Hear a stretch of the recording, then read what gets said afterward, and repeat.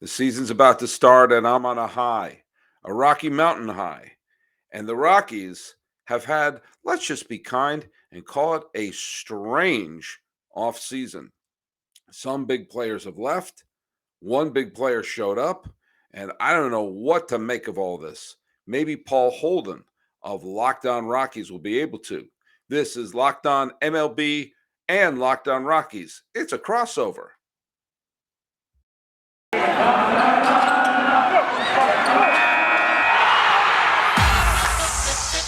You are Locked On MLB, your daily MLB podcast. Part of the Locked On Podcast Network, your team every day. Hello, baseball fans. Welcome to Locked On MLB, part of the Locked On Podcast Network, where it's your team every day. This is the daily podcast. We talk about all of Major League Baseball. I'm your host, Paul Francis Sullivan. Those of you watching on YouTube can see me. You can tell me, what should I call you? And I'll say, you can call me Sully. Now, today is going to be a crossover with Paul Holden of Locked On Rockies. So you may be following me on the Locked On Rockies feed. I can't control you how you experience joy through the internet, but we are available on all your free podcasting catchers. That's why we should be your first listen for the day. Follow us on Twitter at Locked On MLB Pods. Same handle for Instagram. I'm your pal Sully. I'm at Sully Baseball on Twitter. Sully Baseball Podcast on Instagram. Yeah, strange times for the Rockies. Not exactly on the forefront of people's minds in terms of destinations in this offseason, but they wound up pulling off one of the biggest and longest and most expensive free agent signing in the offseason. And it wasn't even for their own guy. This is a very weird couple of weeks for Denver as we go into what should be at least an entertaining season for the Rockies. And I know a very entertaining podcaster who talks about the Rockies is friend of the podcast. And here he is, flipped over mirror style. I'll get rid of my lower third right there. Hey, I'm going to put both of our names up there. It's Paul Holden. Woo! Paul so Holden. Excited to be here, Sully. Yeah, absolutely. You know, I was going to talk about the Rockies. I said, what the heck am I doing talking about the Rockies when I'm a guy who's forgotten more about the Rockies than I'll ever know? I don't know. You are the walking baseball encyclopedia. I am. But sometimes I got to sit down. Even walking encyclopedias need to sit down. And I have I'm very knowledgeable with an overview of baseball, but sometimes the nit and the gritty and the getting under the fingernails, you need to have someone who is really following the team day in and day out, and that would be you. That's you, Paul Holden. That would be you. So let's talk about this. Well, this is three major moves have happened involving the Rockies. One of a player leaving, one is a player showing up, and one is a player who is sticking around. Let's go to the easy one first, because the other ones are just going to be very complicated. Ryan McMahon, good, solid player, versatile player, infielder, can play several different positions, has some power. Then again, so do I at cores. But, but still, he's a capable player who is a remaining part of that 2018 team that made it to the division series. Has re-signed with the Colorado Rockies with a 5 or 6 year deal. 6 years, $70 million deal, I believe. And that means he will have, that will keep him in Denver for the bulk of his prime. And if you're a Rockies fan and you like Ryan McMahon, and why wouldn't you? You can go to the ballpark and know he's going to be there. Mm-hmm. Mm-hmm. So what's your thoughts on this re-signing? I love it. Honestly, it's not something I was expecting the Rockies to do right now, but it's a message that I think now GM Bill Schmidt is saying, this is the core. Chris Bryant and Ryan McMahon are our guys that we're going to try to build off of and go from there. There's a lot of the question of why these guys and not the other guys that you had, more so in the Chris Bryant deal than the McMahon. I think this is great value for Ryan McMahon. I think he is not hit his ceiling yet. He's still I think he's all-star potential caliber of a player. I believe he should have won the Gold Glove last year as well at third base, but maybe that's just sour grapes because of a certain other third baseman that won the Gold Glove last year. This is a great move. It's one that the Rockies again are committing to players that they really really believe in, and it's kind of interesting to say that with how John Gray, Nolan Arenado, and Trevor Story, how their Rockies careers all ended. But they have now re-signed Herman Marquez, Elias Diaz, CJ Crone, and now Antonio Senzatella and Ryan McMahon, all players that they think are going to be key to them being successful. And I think it's the right amount of money to play. And I'm happy that Ryan McMahon will be playing third base for the Rockies for the foreseeable future. I'm not worried about the defense, but I would like to see a more consistent offense from Ryan McMahon and a jump offensively, because that's the step he needs to continue to take. He showed some flashes of it, but he can be a better a threat on offense. He just hasn't hit that yet, and I'm really hoping we see that this year. I think you made a really good point, especially when you were bringing up the fact that, Senzatella and Marquez are still there. Now, they're not exactly Glavine and Maddox, but for the Colorado Rockies, they're not a couple of bad arms to have. And I think if by, McMahon, you can say, all right, we have our third baseman locked in. I'll get to the other acquisition they made in a second. And we knew they were going to lose Story. Bringing in Iglesias to, if Iglesias is healthy, he is a really, really good defensive shortstop. And you can look up and you can say, like, they don't have a bad infield. And they have a couple of decent arms. And, they need to fill in a couple holes here and there. But if you're a hitter out of a job saying, hey, do you want to come to Denver and pad your stats and live in Denver, which is not a terrible thing to do, and get a little Rocky Mountain High in terms of the joy that you feel playing in Denver. That's what I mean by that. Don't want to lose any sponsors. Look at their depth chart. They're not a really bad team. Like they're not. They don't seem like a team that. I'll tell you what they are. They're exactly the kind of team that if some expected contenders like San Diego, like the Mets, like Milwaukee or St. Louis, stumble and stub their toe, they're the kind of team that could take advantage of it, especially with the extended playoffs. Think, oh man, who could have seen the Rockies get in? Kind of like what happened in 2017. I think people expected them to be good in 2018, but in 2017, when they took one of the wild card spots, it was because a lot of teams that you expected contend that year fell apart. Mm-hmm. And I think they're designed this year for that kind of run, that it's like, hey, look at it. If a team stumbles, there's enough talent on this Rocky team to win in the low to mid 80s. They won 74 games last year, so it wouldn't be a gigantic leap to get them into the 82, 83 win range. Yeah, and I think you're absolutely right. And I it's fair to be critical of the Rockies, and I understand that, especially a lot of these moves and the personnel and the way the front office has worked, it's just kind of lost you there, Sully. I don't know.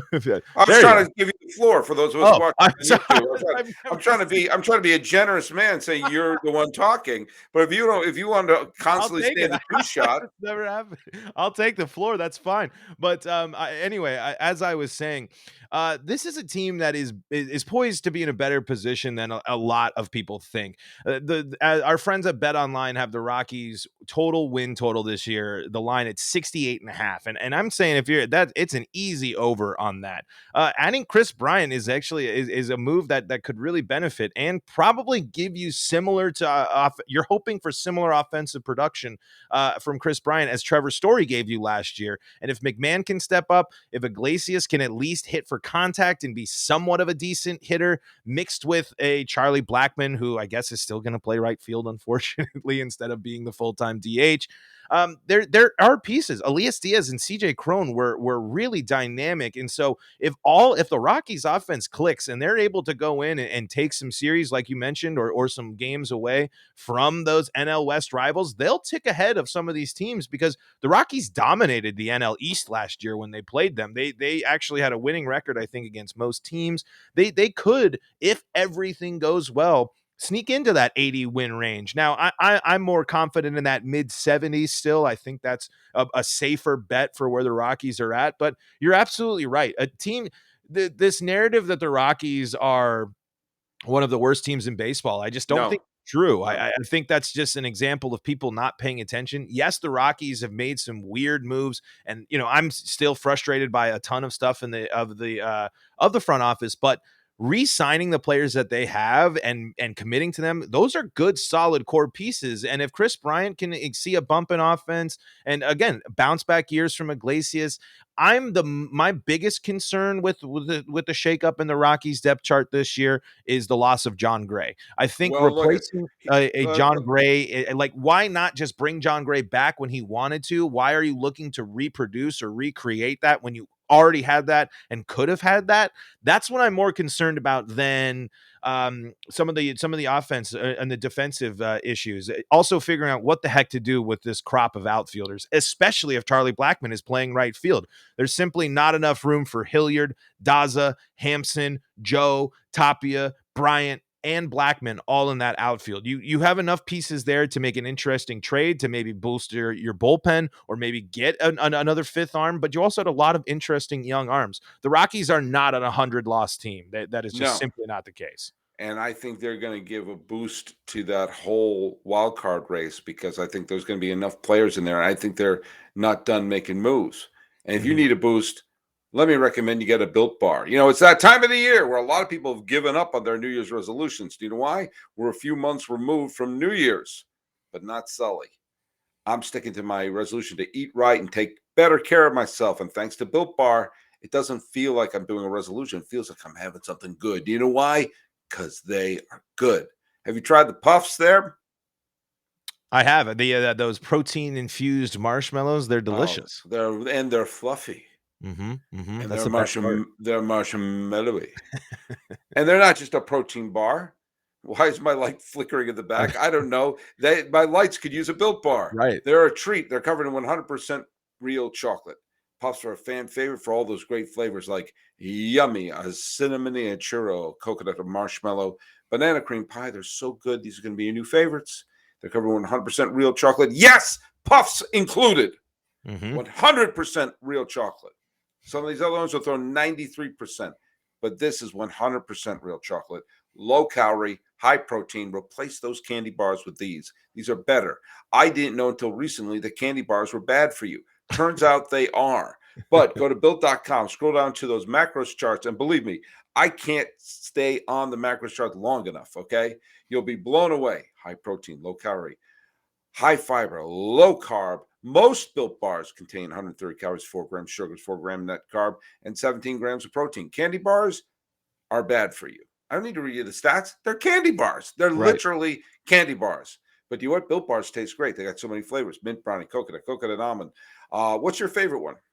I love the peanut butter brownie. I love Reese's and I love that combo. And then you add the brownie flavor on top of that. So good, so good, so good. I love the raspberry that's covered in it. I like that tanginess mixed with that. But whatever you like, there's so many different ones, including the brand new white chocolate cookies and cream. All these flavors are delicious. That's not what's in question. And new flavors are coming out all the time. And when they think of a flavor, if it might be good, you know what? They'll make it. It'll be delicious. It'll be good for you. I don't know how they do it. I don't. It's all about the taste of Built Bar. They make it delicious first, then they figure out how to make it healthy. Okay? Science. That's science. And they've been blinded with science. But do you know what? You don't have to be. Go to built.com, use promo code LOCK15, get 15% off your order. Use promo code LOCK15 for 15% off at built.com. And hey, while we're here, let's talk a little bit about what should be your second listen. Your first listen is either Locked On MLB or Locked On Rockies, whichever feed you're listening to this on.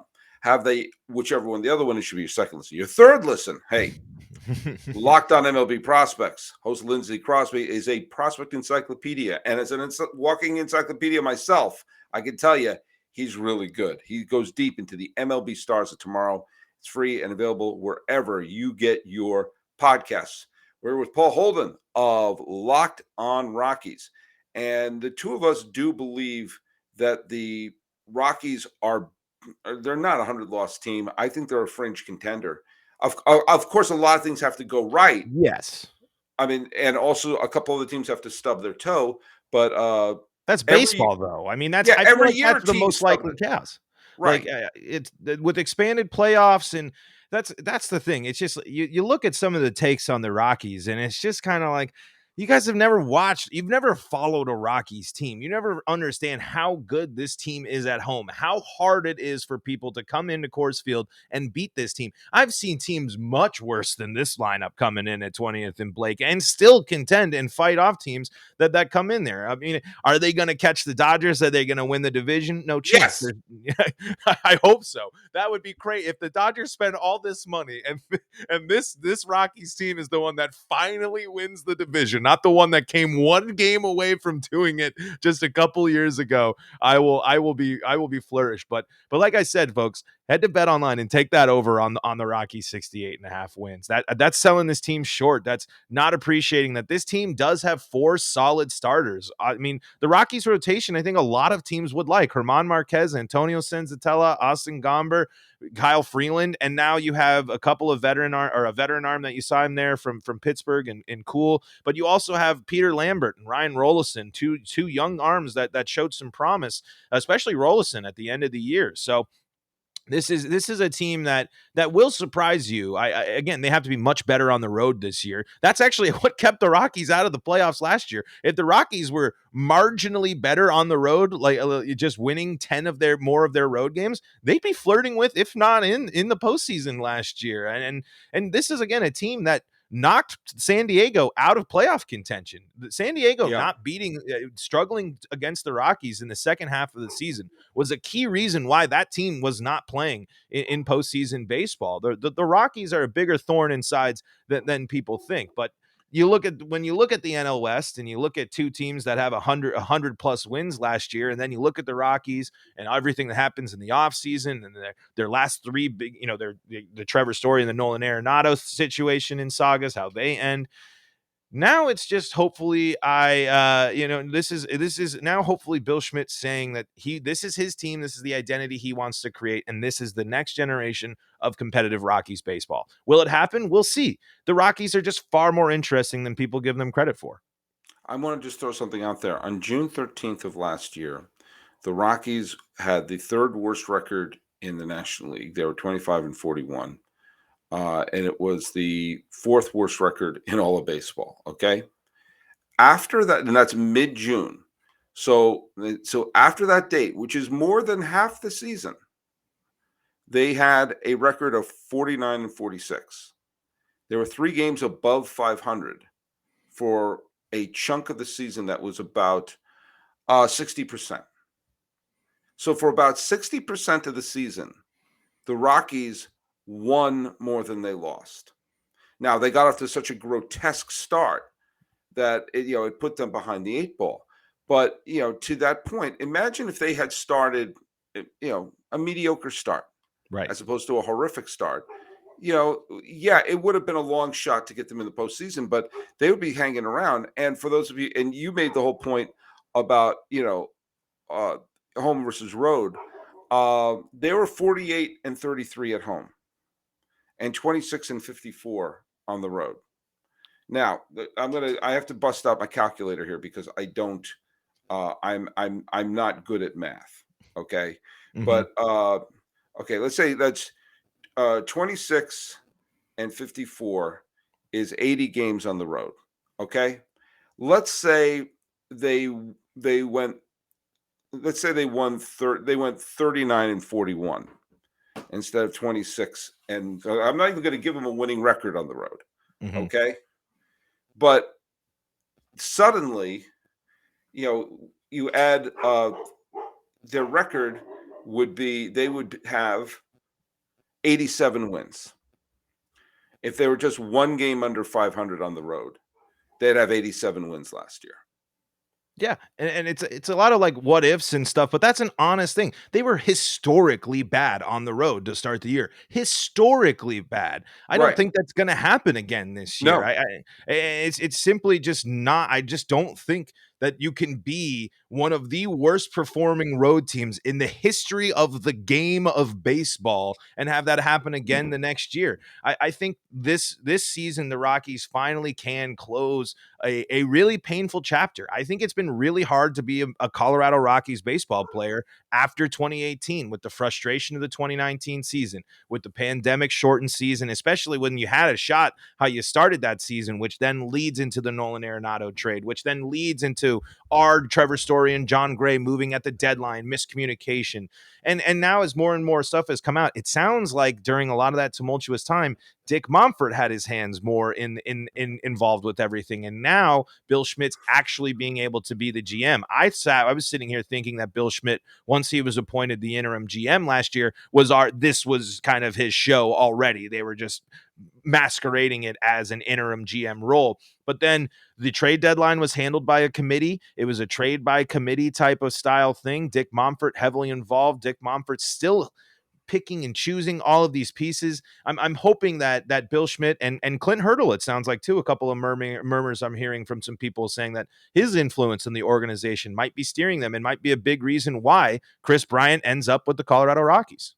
Well, we're going to, in the final segment of today's episode, we are going to be talking about the signing of Bryant, the loss of Story and Gray, and what this really means as the Rockies are putting themselves in a position to maybe, just maybe, find themselves in fringe contention for 2022. But hey, we're here with Mr. Paul Holden of Locked On Rockies, and he has a few things to tell us about Athletic Greens, and it has nothing to do with Oakland, even though it says Athletic and Greens. Take it away, Paul Holden.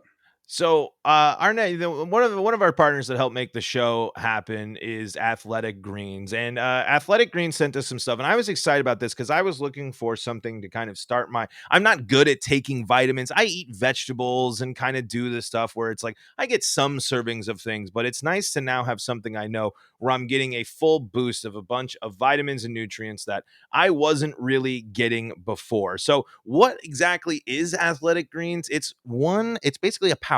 And with one scoop of Athletic Greens, you're absorbing 75 high quality vitamins, minerals, whole food source superfoods, probiotics, and adaptogens to help you start your day right. This blend of special ingredients supports your gut health, your nervous system, your immune system, your energy, recovery, focus, and aging, all the things. I've found myself drinking it before heading to the gym in the morning, and it kind of brings me. It's not necessarily an energy boost. It just feels good putting something like that in your body to start your day. Because the trick is you're supposed to drink it before you've eaten anything. You're supposed to have it on that empty stomach before breakfast, so your body's really getting the benefits and absorbing and taking in all that stuff. So it's just been. I've felt like it's a nice way to just give your body a nice just big old gulp of something good for it in the morning. It's not necessarily going to always make you jump, jittery like coffee or anything. It's just something good that's going to go down and it doesn't taste all that bad. It tastes pretty darn good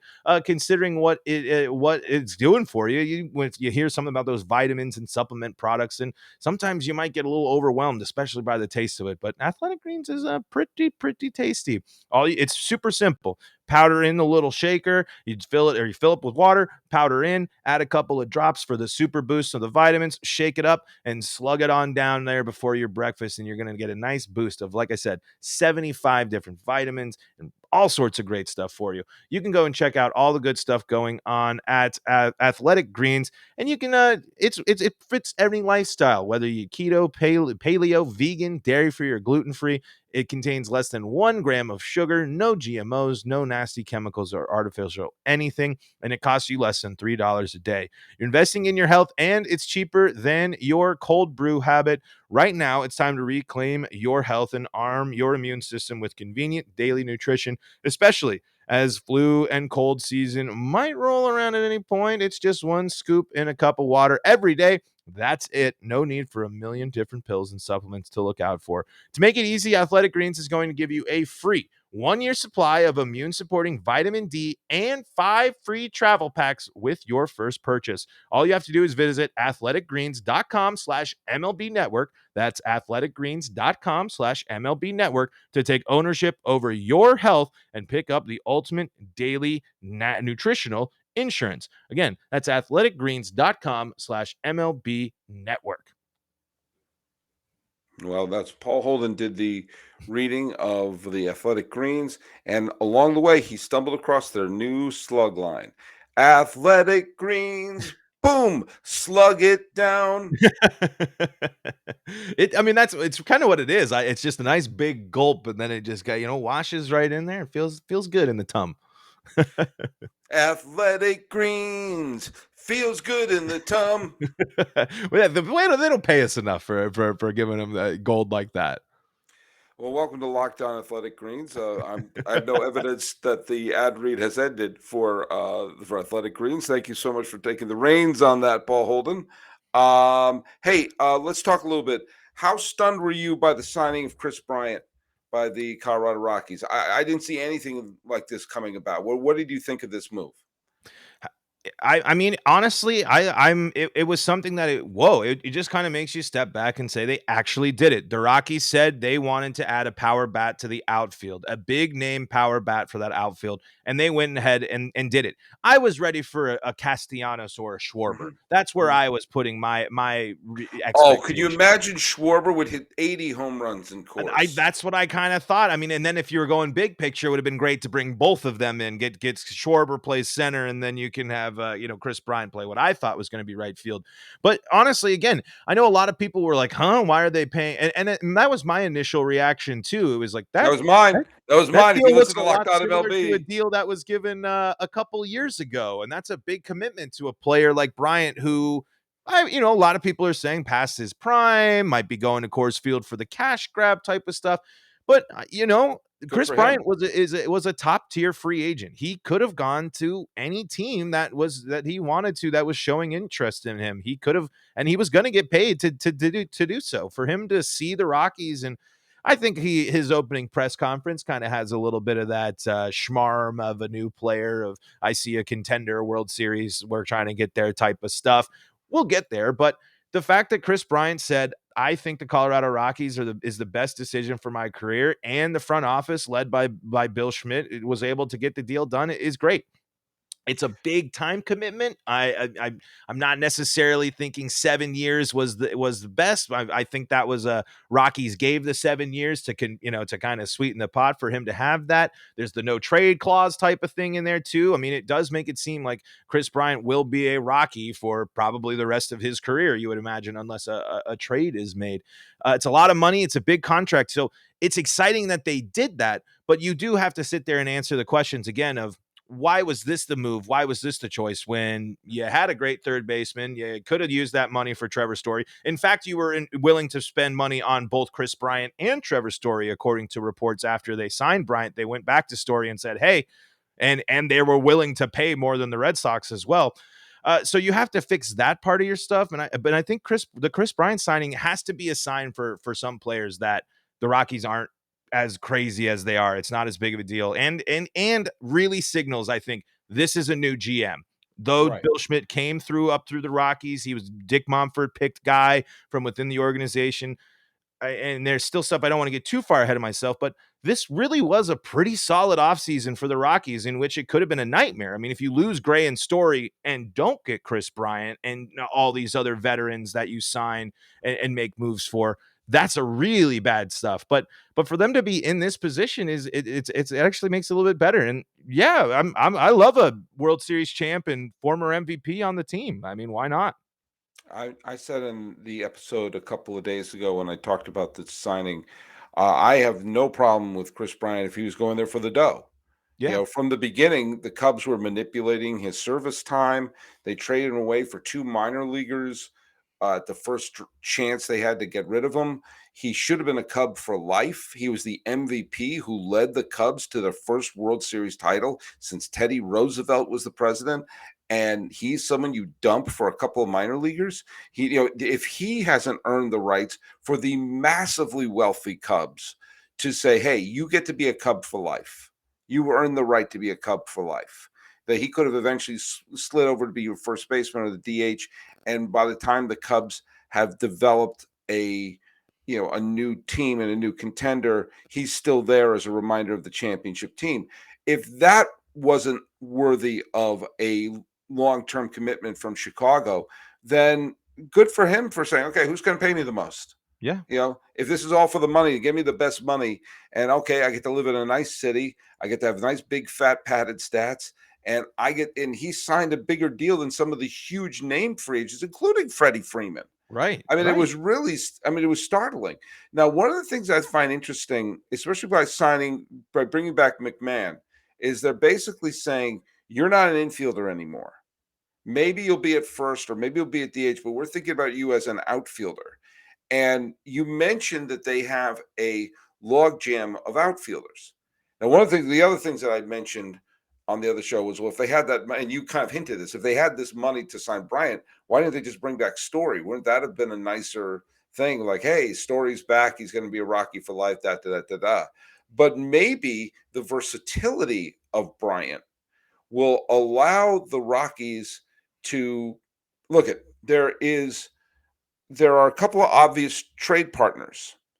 The A's are looking to move 2 veteran pitchers, and they could use outfield depth and young players.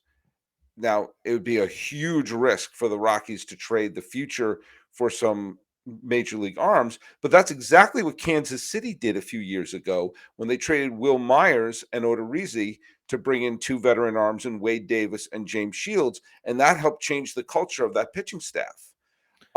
You also see that there are some teams that can pitch but can't hit, like the Rockies' brother in expansion. The Marlins have a wonderful pitching staff, but they have a pretty bleak offense right now. And the former Indians, now Guardians of Cleveland, could be a legit World Series contender if they had a mediocre offense for that pitching staff. And so maybe that could be a partner and say, hey, look, we'll take one of your pitchers for a couple of these outfielders, or some situation like that. The versatility of Bryant could allow them to pick up that player, which of course should have been John Gray. You and I agree on that. But all of a sudden, if they have one more decent pitcher and one more decent reliever to go with its course, it's always going to be a good offense. Again, this is how you turn 74 wins into 82 wins and hang it around for a meaningful September.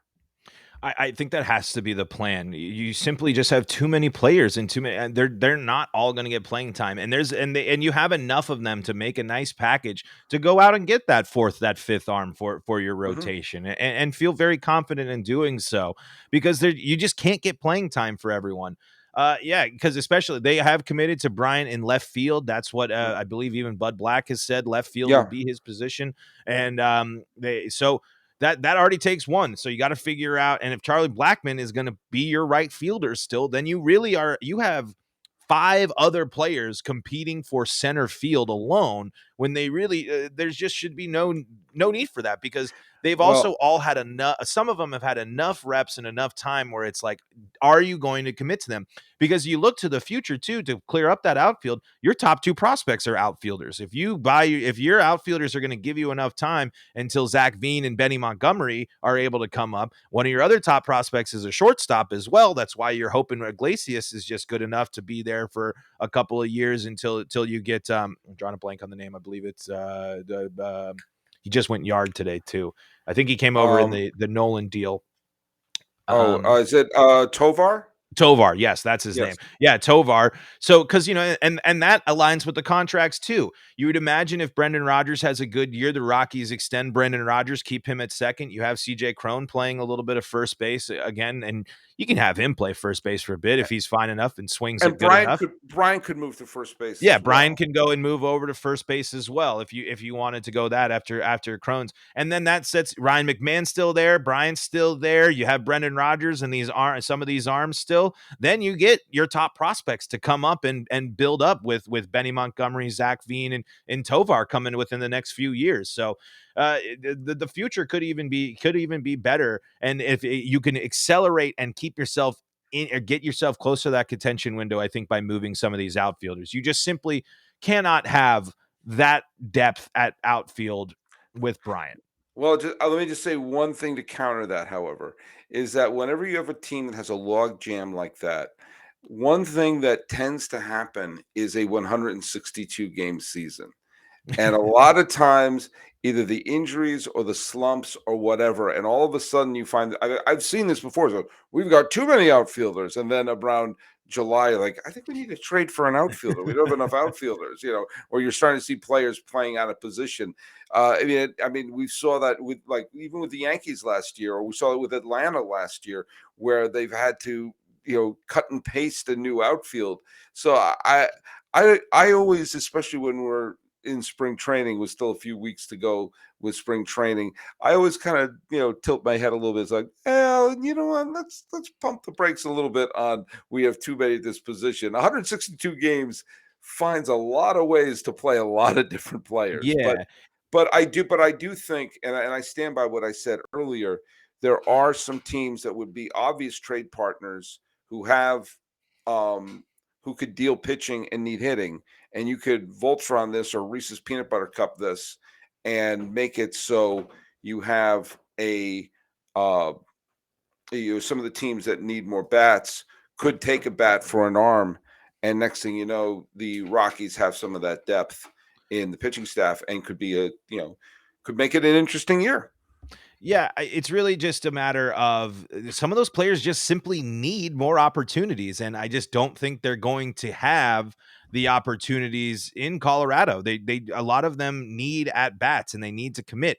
Are you going to commit to Raimel Tapia and his 64% ground ball rate, but his pretty good defense? Do you like Sam Hilliard's pop and his ability and his power bat, but still has to figure stuff out on in terms of defense? I mean, what are you going to do about Jonathan Daza and the fact that he's not really good on offense, but he's probably the best defender out of the bunch, out of all of them? How much do Mhm. you value that? I just think that that depth is important, but for those players to really shine, and I think to be the best players, they simply need more opportunities that I don't think they'll get in Colorado this year. That whole package, at least all of them, some of them will. There has to be a center fielder, and I really, really hope the Rockies realize that. Hey, Chuck, we love you, but you're not a right fielder anymore. Just do what you do what we know you do, and just hit the ball and go do that, and be done with it. I mean, I can't. I'm on it. That's the one of the things that was disappointing for me to hear about the Rockies this year is letting Charlie Blackmon continue to be right field when he's a defensive liability at this point. Well, maybe they're just saying that now. Maybe Yeah. maybe it's just said, and then you can make that move later. Instead of making it in spring training.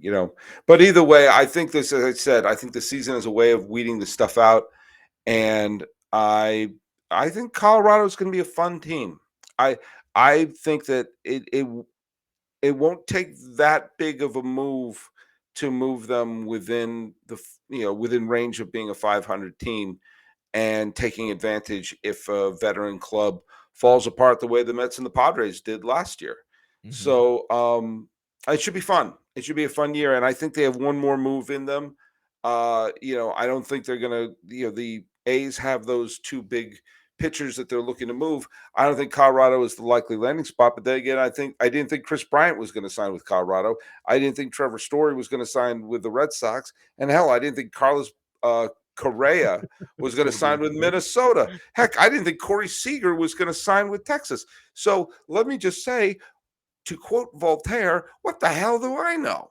Mhm. Mhm. So anyway, but what I do know is that Paul Holden does a terrific job hosting Locked On Rockies. Hey, for those of you who are listening to this on the Locked On MLB feed, tell them where they can find you.